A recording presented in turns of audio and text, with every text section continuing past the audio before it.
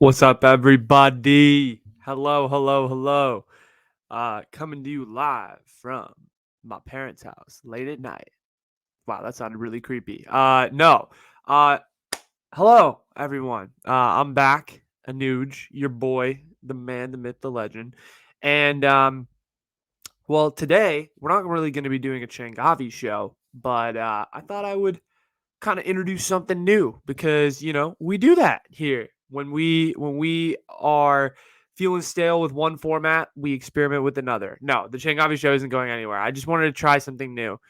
But let me explain kind of what this podcast is. Well, really what it is going to be. Well, this one, there are a lot of things that don't make it on the Changavi show. For those of you that don't know, the Changavi show is like I pick very particular topics, and I do quite a bit of research, and I read about them, and then I like read about them to form my own nuanced opinion. Then I spit my nuanced opinion, talk about it, then try to get responses from you guys.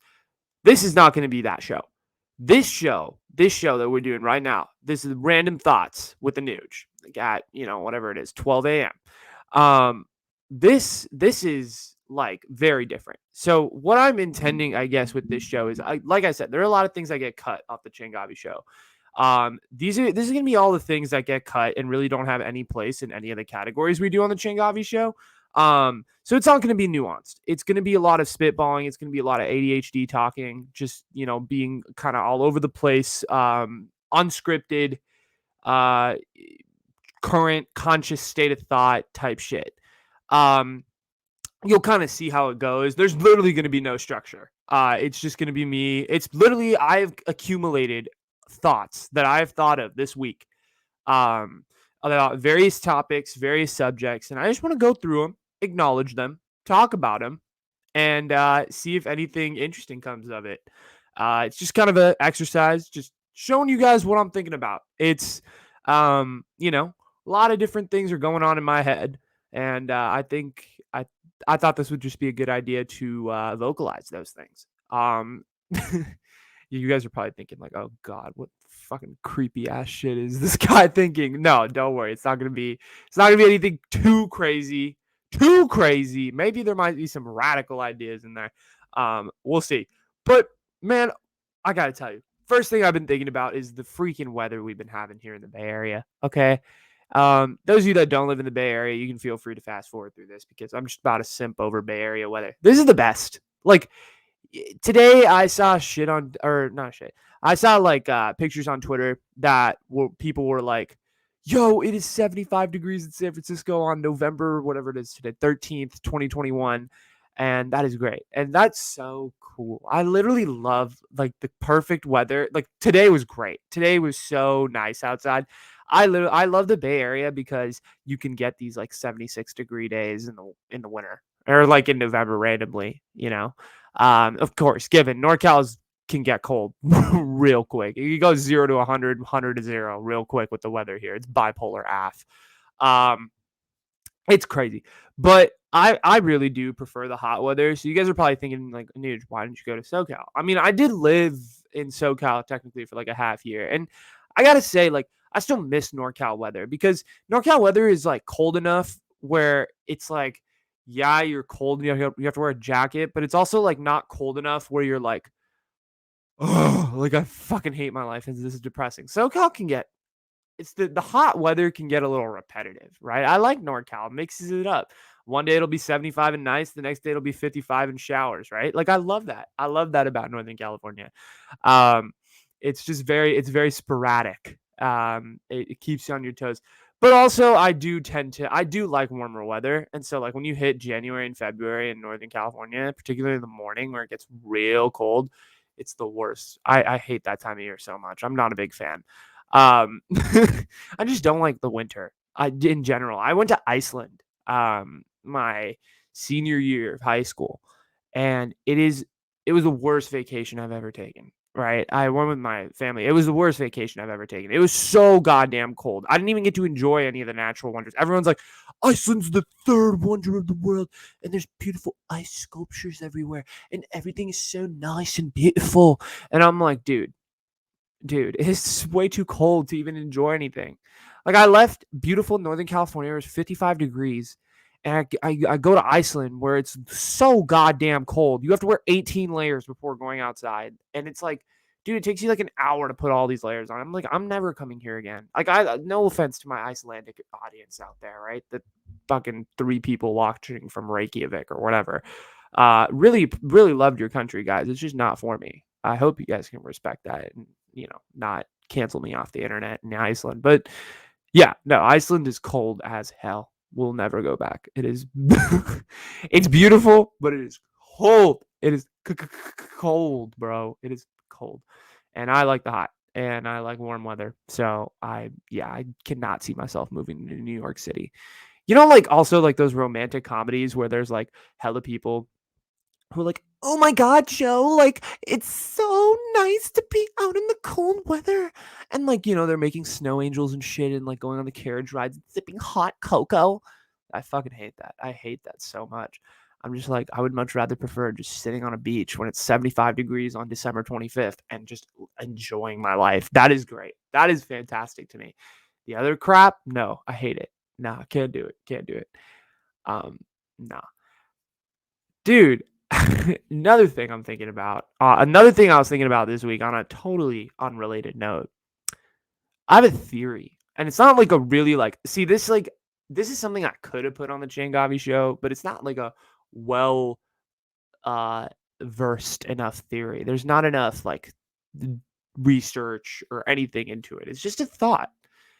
Do you guys think that like memes are the modern day political cartoons?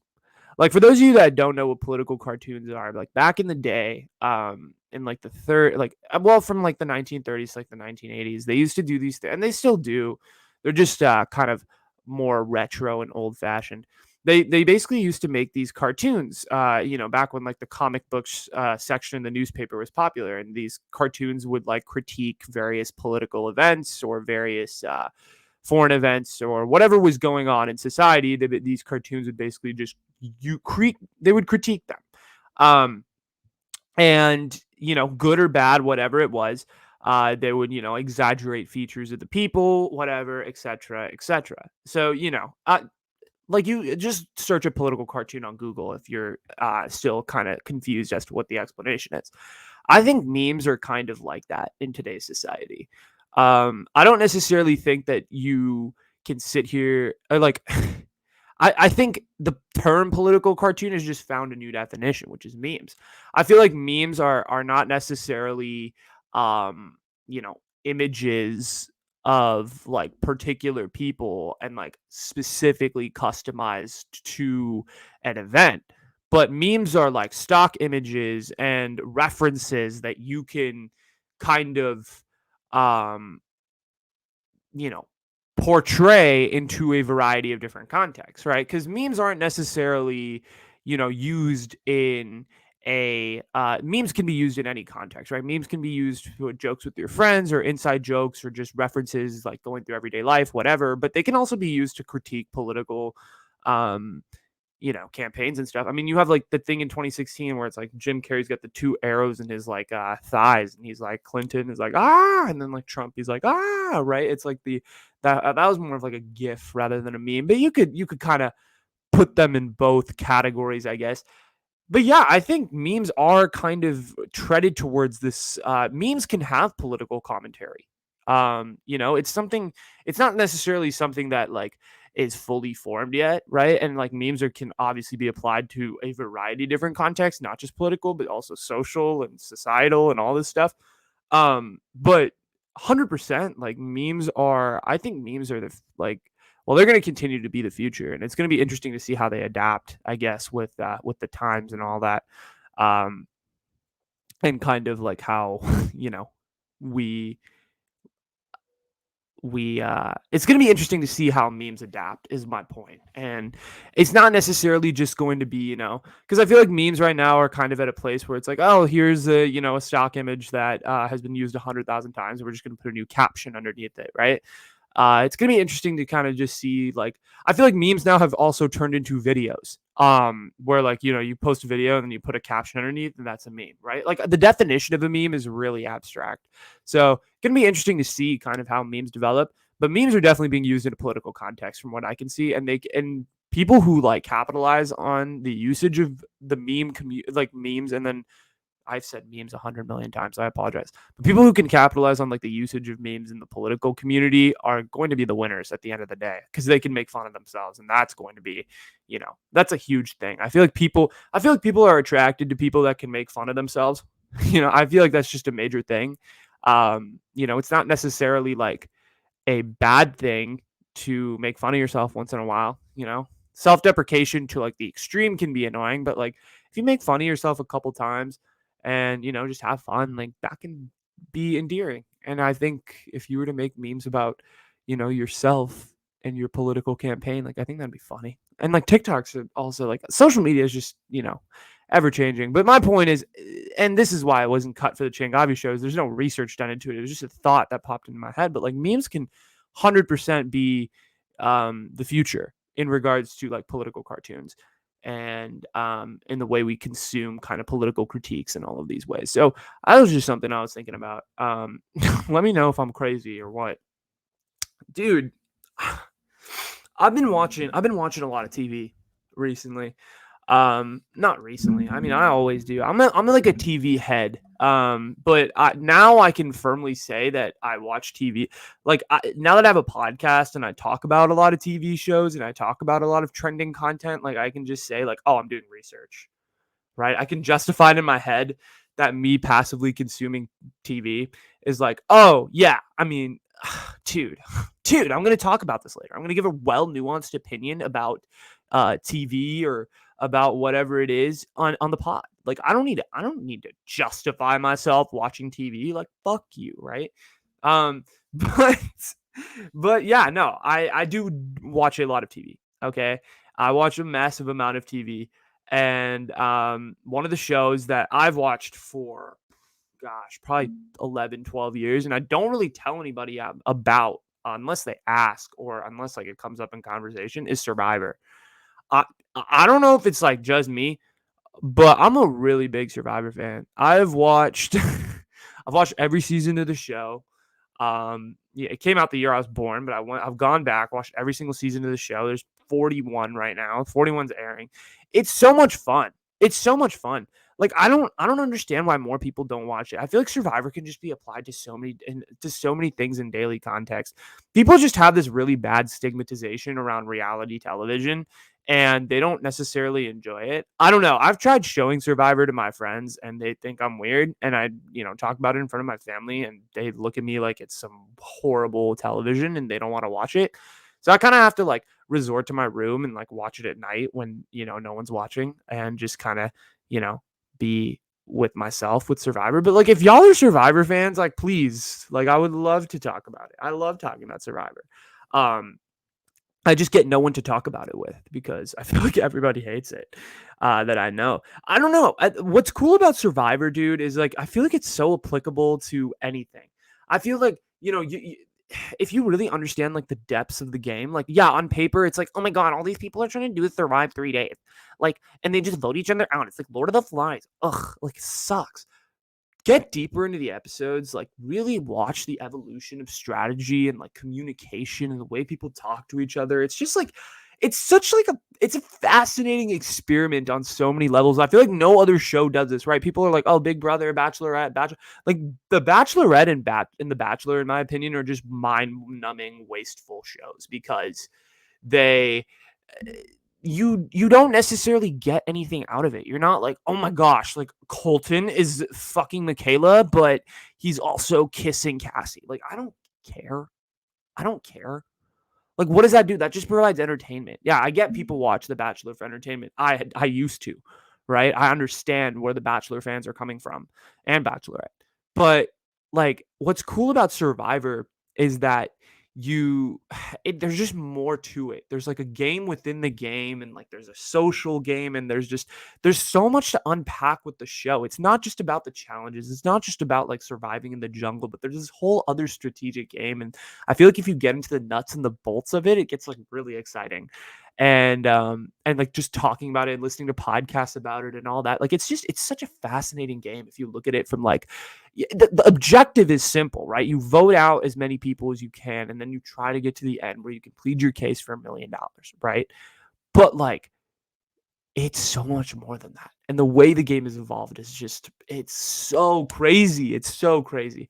But yeah, I mean, I'm probably crazy because I like the people I interact with in my community do not watch Survivor. Most of my friends do not watch Survivor. And the ones that like look at me and like my really good friends that I've known for years know I watch Survivor, they think I'm crazy. They're like, you're an idiot. Why do you watch this stupid shit? I watch Survivor religiously. I think it's so good. And so I would love it if people out here were like defending Survivor and they were like, Survivor is the best. I'm just a big Survivor fan. Um, yeah. So shout out Survivor. Um, Jack Harlow. I'm going all over the place. I told you guys. Jack Harlow, I'm really upset with Jack Harlow right now, man. I'm really fucking upset with Jack Harlow. You know why? You know why? You know why? I love Jack Harlow. Okay, I want to make that very clear. I'm upset with him. I'm upset with you, Jack, but I love you. Okay, let me tell you why I'm upset with you, Jack. You scheduled a tour. He schedules a nationwide tour after he drops his album, which I listened to, by the way. Really enjoyed. Really liked a lot of the songs on it. I love Jack. I really do. The album was a bop. There was a lot of bop songs on there. I wanted to see him on tour. And he released his tour dates and he was like, Creme de la Creme tour. I was like, I'm going to be the Creme de la Creme on the Creme de la Creme, motherfucker. I'm going to be the first person who buys a ticket.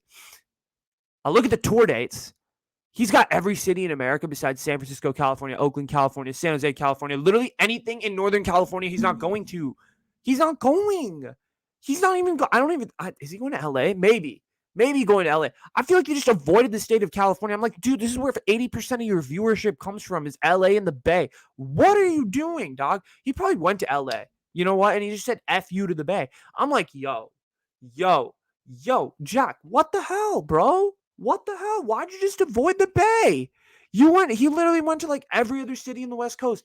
Phoenix, Seattle, Portland, Eugene. Who the hell lives in Eugene, Oregon besides college kids? He went there. He didn't even come to the Bay. And I was like, bruh, what the hell is this? And so I'm hella upset with Jack Harlow. What the hell is this? I thought we were already best friends just last week and we're already best friends. What the hell? Jack? Why didn't you come to the Bay? Why didn't you come to the Bay? I was looking forward to going to see Jack in the Bay. I thought he'd come to Oracle or maybe Shoreline. There's so many nice, Chase if we got lucky, right? If you wanted to go small time, you got Warfield, Bill Graham, multiple, like the Masonic, if you want to get real fancy, Fox in Oakland. There were just so many venues here, Jack. Why didn't you come to the Bay? I'm so frustrated. I really wanted to see Jack Harlow on tour, man. I guess, and like, this is like my plea to you, Jack, is like, if you see this, if you really want to come to the Bay Area, I'm encouraging you. If you don't have a place to stay in the Bay, you can come crash at my parents' house. Okay. You can come. I'll come to the show. I will come to the show. There are a lot of people out here in the Bay that are big fans of you. I'm telling you, and would come to your show. You could stay at my house. We could drive up to the show together. We could carpool, and you can drop me off again. I'm 21 now too, so we can we don't have to be all illegal about stuff, right? Jack Harlow. What the hell? Anyway. Dude, I was hella pissed. I'm still pissed at Jack Harlow. He literally went to every city in the West Coast except the Bay Area. Like, all right, bro, you're just missing out on one of the biggest media markets in the country, but that's cool. Anyway, Jack Harlow, you're not going to take up all the space in my mind right now. Another thing I was thinking about, bro, we all, like, I feel like every generation has a sitcom. We all have a sitcom. We all have or like every generation has like that one sitcom they look back on and they're like, haha, that defined my childhood, right? Right? Like generation, like you could start with like the baby boomers, right? You had shows like the Andy Griffith Show and shit like that where they were like, yo, Andy Griffith is hella funny. The Andy Griffith Show is very funny. If you haven't watched it, check it out. I'm sure there are jokes in there that probably would not make television in today's society, but it's still a great show nonetheless. So Andy Griffith, right, for boomers. Then you have like Gen X who had, like their one, like, I'm trying to think, like 80s sitcoms. There's so many. But like the 90s, right? You have Friends, you have Frasier, Seinfeld. You have this huge era of sitcoms in like the 80s and late 80s, early 90s, and they just explode. And then in the 2000s, you have like How I Met Your Mother, Big Bang Theory, right? And those are kind of for like the Gen X slash millennials. And then the millennials get New Girl in the 2010s, and like that's a big deal. Where's Gen Z's? Where's Gen Z's? I was looking for it. I was like, I'm trying to like do research. I'm like, who is coming out with the Gen Z sitcom? So I was doing my research. My fun research. This isn't real. I'm not actually like contributing to the world's I'm not like saving the world by doing this. I was doing a Google search and I found this show called How I Met Your Father. You guys are thinking like, no, just How I Met Your Mother, you idiot. It's not How I Met Your Father. No, there's a show called How I Met Your Father that's basically being produced right now. And it's going to be out on Hulu in early 2022. And you're like, are all the original How I Met Your Mother characters going to be in it? No. So this is a sequel to How I Met Your Mother. It's apparently been in development for multiple years. And it's a super diverse cast. Hilary Duff is making a comeback. Y'all, I thought Hilary Duff was done after 2004, after Lizzie McGuire. Nah. She's like, yo, let's get back into it. And 2021 is going to be the setting of the first season of the show, which is cool. It's like I feel like it's turning into this Gen Z comedy, which is dope. So you have it's going to be released on Hulu. I hear Hilary Duff is in it. There's an Indian character. I'm not kidding. There's an Indian character. His name is Sid. They picked the most common name, but we'll work from there. This is a big step. Indian character in the sitcom. Hopefully you don't got an accent. That would kind of suck. But Suraj Sharma, shout out to you, bro. I looked at the cast poster. I think there's an Asian girl in there. There's some Mexicans or Latinx people in there as well. It's a diverse cast. That's the first thing I noticed. It's 2021. You kind of got to do it, particularly if you're going to talk about New York. How I Met Your Mother is pretty white, if you think about it. Would love some diversity in there. How I Met Your Father seems to be much more diverse. And it seems to be centered around a woman by the name of Sophia. And Hilary Duff is the main character. So let's see, Sophia.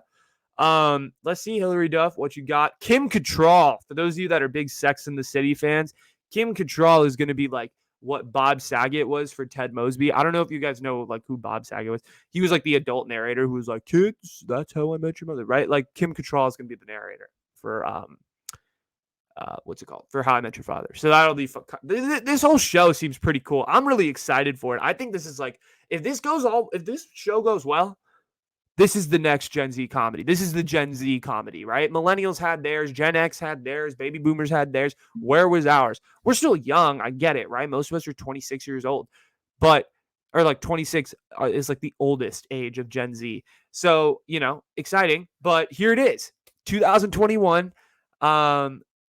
We're gonna get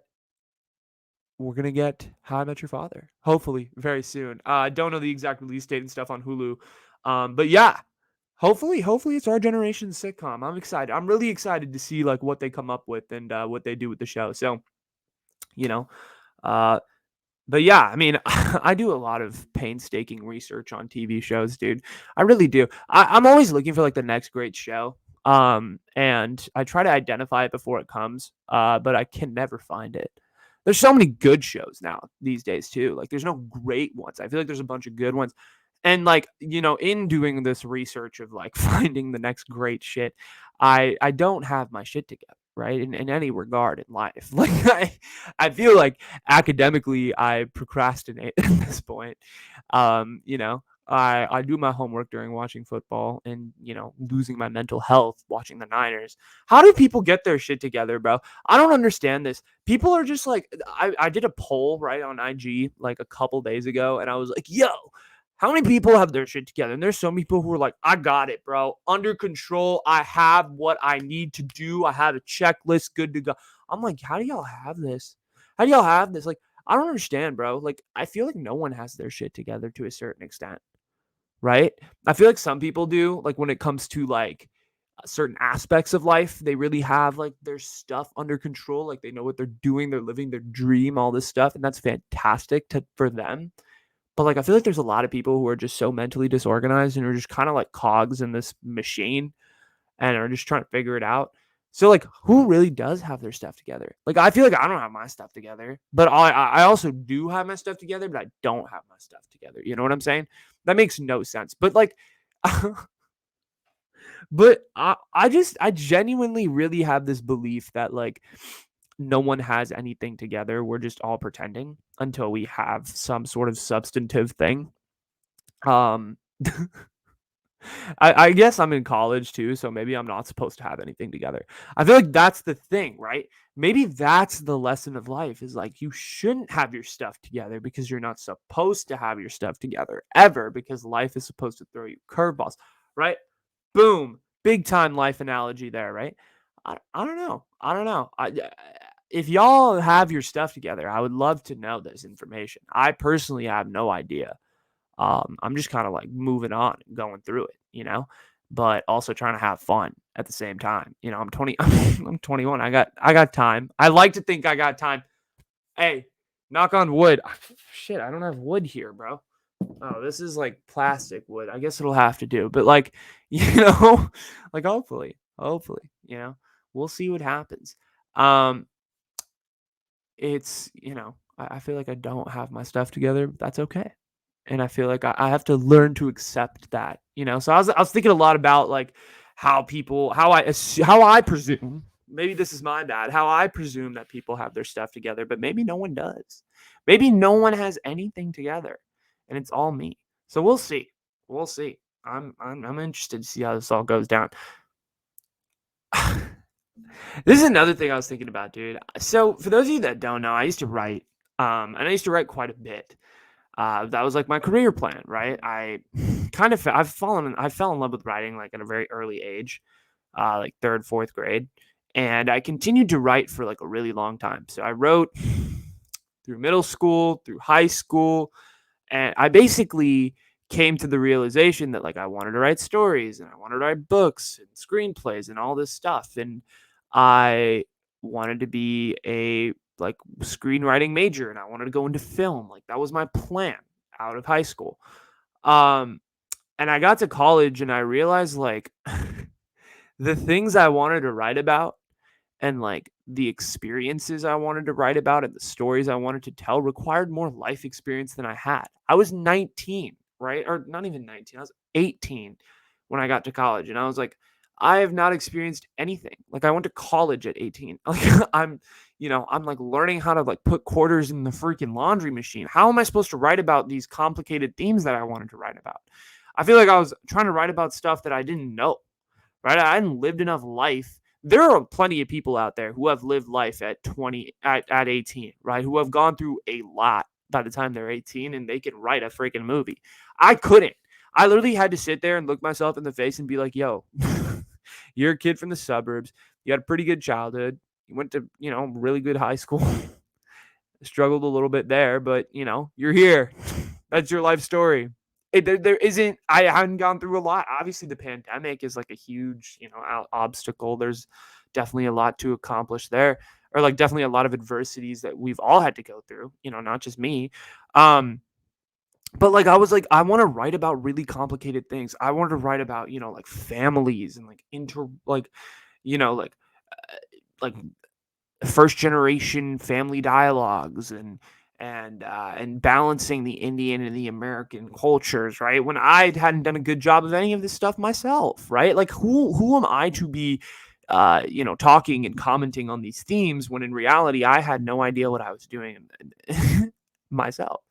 So I was like, I had to come to this realization, right? When I got to college, and I've come to this realization now that like I have no freaking I can't write anything like of substance, like at least films or any of the books even until I like live a little more. Right? I feel like I've had to put all my writing projects on hold. I'm like, hold on, let me live a little bit. Let me get my feet underneath me. Let me start living an independent life. And then, I can start to venture into the world of writing, right? I feel like that's a whole separate um thing. I don't know if that's just me being hella weird, but that's how I felt. I don't know. But yeah, very strange. I mean, yeah.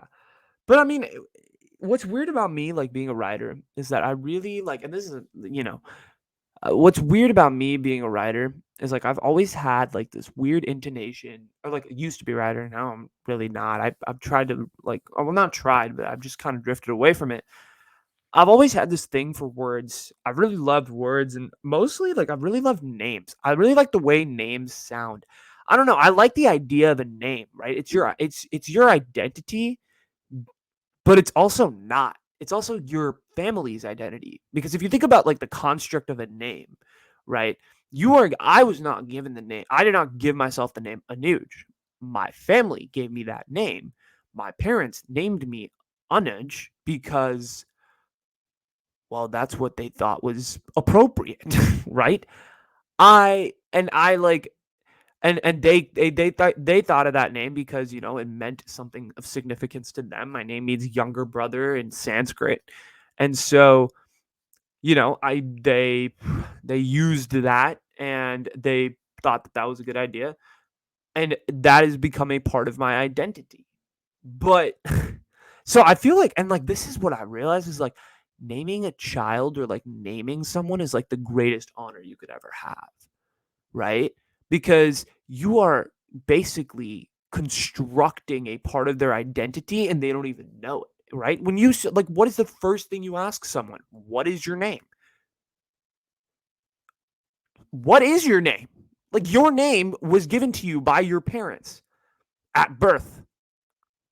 And there are some cases where individuals change their names, sure. But names are a huge part of our identity. And it's given to us by, the two, well, at that point, the two closest people who have raised us, our parents. It's just crazy to me how that works. It's like, and then eventually, I presume a lot of you guys are going to be parents. You're going to have that honor of like really bringing the identity of someone into those names. Like you are giving someone an identity by giving them a name. Their name is their identity to a certain extent. Like it is a big part of it. You can't really escape your name. That's kind of crazy. I just thought of that. So that's pretty cool. Listen, this is the last thing I'm thinking about. And I've been thinking a lot about this, right? I really like making content. This has been fun. I've been doing this for a year. I recorded a whole Changavi special documenting the way that I started this and my journey continues and all of that. But I really, really, really, really like making content. This is so much fun. Like, I get to sit here at 12 a.m. on a Sunday night or on a Saturday night when everybody else is out partying, getting drunk, getting hammered, doing whatever it is that college kids do, dancing to the same 2010s party songs in a frat house.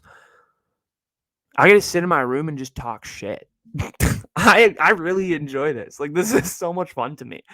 But I also realize that content creating is not just me having a one-way street. There's no way I'm going to have success if I just make things that are important to me, because I want to build a community. I want to build a community of individuals that are open-minded to ideas, to thoughts, to whatever it is. And what I realized is I have to take into account and consideration like what makes other people happy. Right? Totally. I mean, I do that a lot, but like what makes like other people like what is the content people want to listen to? Do you guys, love when I talk about pop culture? Like is sports or is sports something great? Like do you like when I talk about these questions behind sports, like the underlying societal questions behind it? Or do you want me to talk about like my life? Like, is this fun? Me talking about thoughts that circulate my brain and I write down on a piece of paper. Is that interesting to you? I mean, there's so many like I am interested in all of this, right? The Changavi show is a overview of the world if you think about it in just a variety of different lenses, and I enjoy talking about every single one, right? I love talking about pop culture has become one of my favorite things to talk about because it's ever changing and it's ever moving and it's a lot of fun. And if I could do pop culture only shows, I would. And I will. I will do some in the future. Sports is always fun. I've been talking about sports since I was a kid. It's one of my easiest icebreakers. It's how I get along with people. I talk about sports. The news is fun to talk about too. It depresses me a little bit, but it's fun to talk about and it's important to research. It also keeps me accountable as a human being because I know what's going on around the world. So for those of you that are freaking out, like there's no Rittenhouse topic here, dude, relax. Okay, there's going to be a Kyle Rittenhouse topic on the next Changavi show. Let's just chill. All right, I'm trying to get more information, really research that, really do that one well. But like, what makes other people happy? What content do you guys find valuable? What content can you sit there and watch a minute long Instagram clip or, consume my podcast on YouTube or Spotify or wherever, and you guys sit there and you're like, damn, like that is what I want. I may have sat there for 35 minutes, but I learned a lot. Like I'm learning. I value this. I value Anuja's opinion. I value Anuj as a person. What is the type of stuff that is going to increase that two-way conversation we have, because creating is not just me talking into this microphone. As much as I'd love that, right? As much as I'd love to just talk in a microphone and say whatever I want and get millions of views on the internet, that isn't necessarily going to be the case. Like the way this works is that I put out my thoughts and you guys either just, leave me crickets in the dark, nothing happens, or we get a conversation going and people start talking. So I'm trying to figure out ways to make that conversation happen. And maybe it's making content that makes you guys happy or you can connect to more. And so I'm working on that, right? But yeah, content like moderation for me is like definitely one of the hardest things to do because it's like I love talking about everything. I could talk about fucking, memes being political cartoons for years, right? I would love to read scholarly research papers that prove my point or are anti my point. I love, love, love, love talking about how upset I am with Jack Harlow and how I hate my generation, right? I love that. But, I feel like there needs to be a balance of everything. That's like my motto is just like, let's sprinkle a little bit of this, a little bit of that, a little bit of this. Everything's good. But yeah, I mean, what do you guys want to see? What do you guys want to see? What makes you want to talk to me? What makes you want to have a conversation? Is this a space where you feel like you can have a conversation? These are all legitimate questions I have because if this feels like an uncomfortable space and I'm being an ass and I'm just talking at you guys, maybe I need to change the way I communicate my ideas, right? I want to hear it all. Like, give it to me. Like, I want to hear everything, you know? What content makes you guys want to talk? What content makes you guys happy, makes you guys think? That's what I want. Those are the things that I want from this. But yeah. Anyway, those are my random thoughts of the day. 38 minutes, little long. But those are some of the things I've been thinking about this past week. Definitely we'll have a new episode out. I'll try to do this every week. This is a lot of fun, actually. I really enjoyed just kind of going through my thoughts in my brain and acknowledging them. We can talk about way more next week. Again, they very much vary. I have, we all have millions of thoughts a day. So these were just a few that I thought were relevant to what we talk about in the podcast and all that. So I hope you guys enjoyed it. If you guys did enjoy this episode, you can go ahead and like and subscribe on YouTube.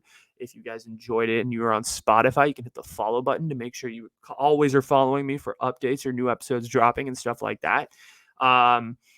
That's great. You guys can follow me on TikTok, on Twitter. TikTok handle is @EssentialQuestionPod. I post a lot of clips from my podcasts, from my Changavi shows, from these on my TikTok. Would love it if you guys could check that out. Hit me with a follow. Dreaming to become the next Brown D'Amelio. So let's see how that goes. But anyway, thank you guys so much. We're going on 40 minutes. I'm keeping you guys too long.